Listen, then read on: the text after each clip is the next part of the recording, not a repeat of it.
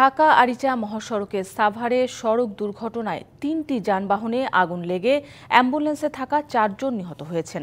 আহত হয়েছেন আরও অন্তত ৭ জন। প্রাথমিকভাবে ধারণা করা হচ্ছে অ্যাম্বুলেন্সের গ্যাস সিলিন্ডার বিস্ফোরণ থেকে আগুনের সূত্রপাত।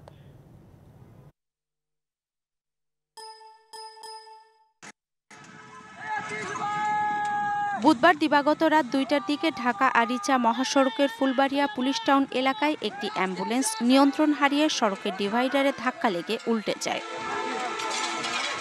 এতে অ্যাম্বুলেন্সের গ্যাস সিলিন্ডার বিস্ফোরিত হয়ে আগুন ধরে যায়, যা প্রথমে একটি বাসে, পরে পেছনে থাকা আরেকটি বাসে ছড়িয়ে পড়ে।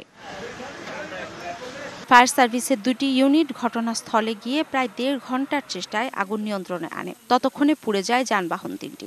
একনল হ্যান্ড ওয়াশ ১০০% প্যারাবেন ফ্রি, তাই নিরাপদ হাতের জন্য আস্থা রাখুন একনলে। ঘটনাস্থল থেকে ৪ জনের অঙ্গারদেহ উদ্ধার করে ফায়ার সার্ভিস। শ্যামলী বাসের সামনে কিছু অংশ পুড়ে গেছে, আর মাঝখানে যে বাসটা ছিল ওই বাসটা পুরোপুরি পুড়ে গেছে, আর অ্যাম্বুলেন্সটা একেবারে দুমড়ে মুছে সব পুড়ে গেছে। যেমন একটা ম্যাচ ঠুকতে সময় লাগে, তার অত সময় লাগেনি, তার ভিতরে যখন তখন গাড়িতে আগুন ধরে গেছে। তারপর পিছনেরটাই ঝুমুর পরিবহনে লাগার সাথে সাথে মনে করেন জানলা দিয়ে দরজা দিয়ে ভেঙে বেরোতে পারছে, অ্যাম্বুলেন্সের ভিতরে কেউ বেরোতে পারেনি। বাসের যাত্রীরা জীবন বাঁচাতে তাড়াহুড়ো করে নামার সময় আহত হন অন্তত ৭ জন। আহতদের স্থানীয় বিভিন্ন হাসপাতালে চিকিৎসা দেওয়া হচ্ছে। DBC news desk.